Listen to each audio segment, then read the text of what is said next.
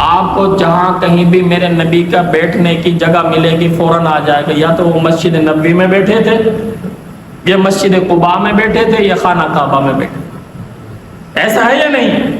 میرے نبی کا مسکن مسجد تھا۔ آج ہم مساجد کو چھوڑ گئے، مساجد کو چھوڑ گئے، قرآن کو چھوڑ دیا، اللہ کے ذکر کو چھوڑ دیا۔ ایسا نبی شفیق اور مہربان کہاں سے لاؤ گے جس نے پوری رات مصلی پر کھڑ کر رب کے حضور نماز پڑھتے رہے، اتنا لمبا قیام کرتے تھے، رات گزر جاتی، اس کی وجہ سے پیروں پر ورم آ جاتی، لیکن اپنے نبی کا شکریہ ادا کرنے میں پیچھے نہ۔ آج مجھے اور آپ کو تو ٹائم ہی نہیں ہے۔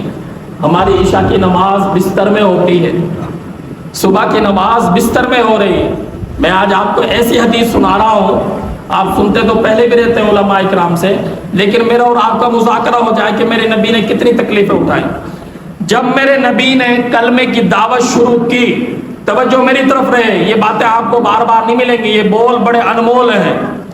ہو سکتا ہے اگلے جمعے پر میں نہ ہوں، آپ ہوں، یا آپ میں سے کوئی ہو یا ہم نہ ہو، یہ بھی ہو سکتا ہے نا، موت تک سے کوئی خبر نہیں ہے، اللہ کی طرف سے بلاوا تبھی آ جائے۔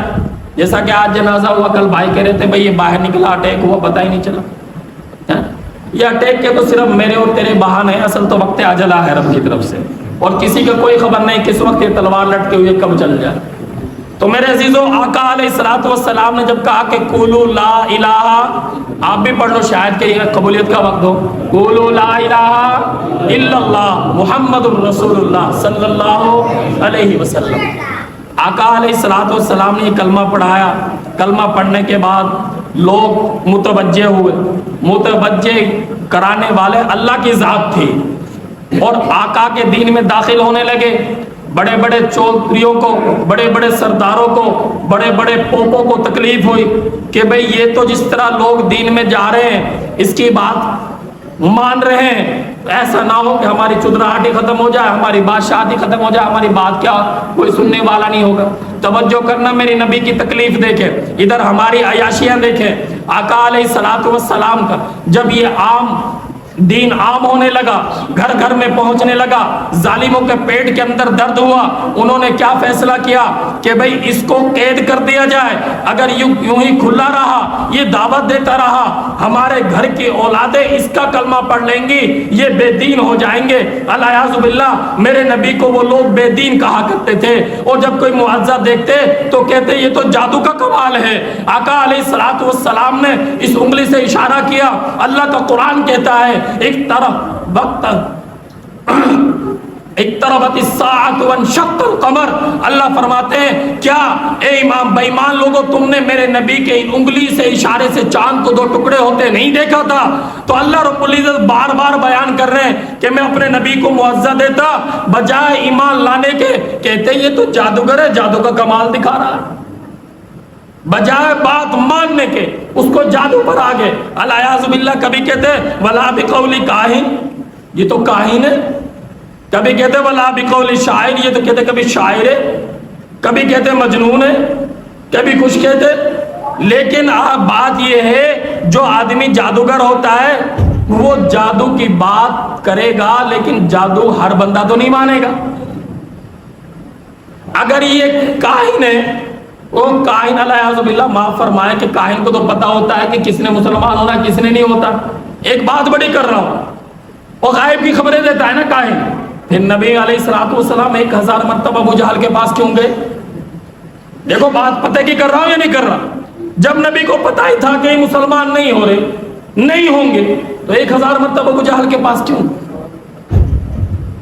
مارے مارے پھرے، ولید بن مغیرہ کو، ابو البختری، نضر بن حارث، عتبہ عتیبہ، شیبہ، ابو جہل، ساروں کو کہا کہ کلمہ پڑھو۔ اگر یہ مجنون ہے، مجنون تو الیاذ باللہ اس کو تو پتہ ہی نہیں ہوتا کہ مسجد کیا ہے، گھر کیا ہے، قرآن کیا ہے، عام کتاب کیا ہے۔ پاگل آدمی کو پتہ ہوتا ہے؟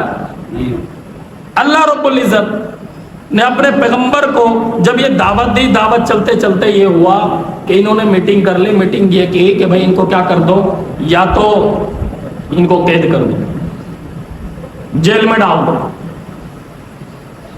فیصلہ ہو گیا. اب جا کر وہاں پر ابو طالب کو جا کر مشرکین مکہ کے سردار کیا کہہ رہے ہیں؟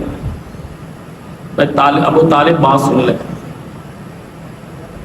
مکہ کے متولی بھی آپ لوگ ہو اور سرداریت بھی آپ کی ہے، حجاج اکرام جو حج کرنے آتے ہیں ان کی خدمت گزار بھی تم ہو، لیکن میری یہ بات وہ سردار کہنے لگے توجہ سے سن لے، یا تو اپنے اس بھتیجے کو اس کام سے روک دے. پہلی شرط کیا ہے؟ اس کام سے روک دے. یا دوسری شرط یہ ہے اس کو ہمارے حوالے کر دے. اس کو کیا کر دے؟ ہمارے حوالے کر دے، ہم جو چاہے کریں. تیسری شرط یہ ہے یا پھر ہم اس کو قید میں ڈال دیں.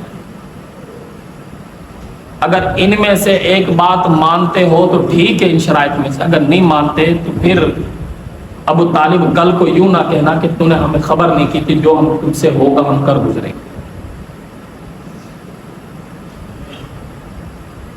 اب وقت کا نبی ہو، محبوب خدا ہو، امام الانبیاء ہو، سرتاج الانبیاء ہو، اور اس کے بارے میں یہ کہا جائے آج میں اور آپ سب بیٹھے ہوئے ہیں، اگر آپ کو بلا وجہ کوئی آ کر کہے یار گرفتار کر لیا جائے، آپ گرفتاری دے دو؟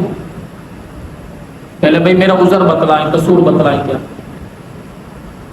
اس کے بعد آج کل تو گنگا الٹی چل رہی ہے، چوری بھی سینہ زوری بھی. پولیس والوں کو پیسے تھما دیتے ہیں، ڈیل ہو جاتی ہے، وہ کہتا نہیں ہے تو چوری نہیں، آپ زمزم سے دھلے ہوں گے. یتیم مسکین بیواؤں کے مال پر ڈاکہ ڈالا جا رہا ہے، ہم ہڑپ ہڑپ کھا رہے ہیں، ہمیں پتہ ہی نہیں. سودی کا مال کھا رہے ہیں، پتہ ہی نہیں. زنا عام ہو رہا ہے، پتہ ہی نہیں. چغل خوری عام کر رہے ہیں، اس کے باوجود ہم پاک صاحب بنے بیٹھے. غیبت ہم کر رہے ہیں، بہتان تراشی لگانے میں ہم پیچھے نہیں ہٹتے. اب اندازہ لگاؤ اس بات کا کہ یہ میں بات آپ کو منبر رسول پر بیٹھ کر بتا رہا ہوں کہ یہ باتیں ہوا میں اڑ نہیں رہی، بلکہ یہ کرامن کاتبین لکھ رہے ہیں. جو ہم کرتوت کریں گے کل قیامت کے دن سامنے لے آئے گا. اور جس کے دل کے اندر خوف خدا ہے، یقین جانیے کہ اس کو ذکر الہی سے فرصت ہی نہیں ملتی کہ کسی کی غیبت ہی کر لے.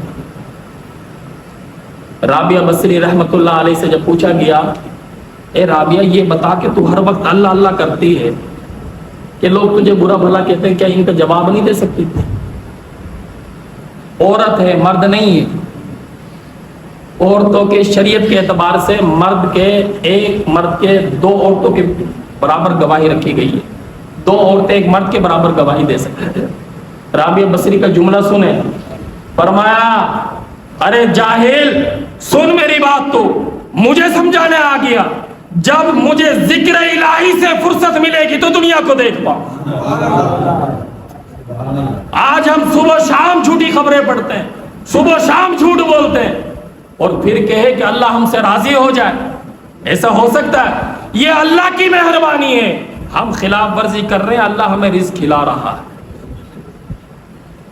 اب بھئی بات یہ طے ہو گئی کہ رسول اللہ صلی اللہ علیہ وسلم کو قید کر دیا جائے. شیب ابی طالب ایک وادی ہے، میرے نبی کو 3 سال تک کے لیے اس میں قید کر دیا. کتنے سال تک کے لیے؟ 3 سال تک کے لیے. جب قید کیا گیا نا تو وہاں پر ایک مکالمہ لکھا گیا، ایک پرچے پر، ایک چمڑے پر لکھا گیا. پہلا یہ لکھا گیا جیسے آج کل ہم کہہ دیتے ہیں کوئی دین کا کام کرے نا، نہیں بھائی نہیں، اس سے سودا نہ کرنا، اس سے نکاح نہ کرنا. پہلا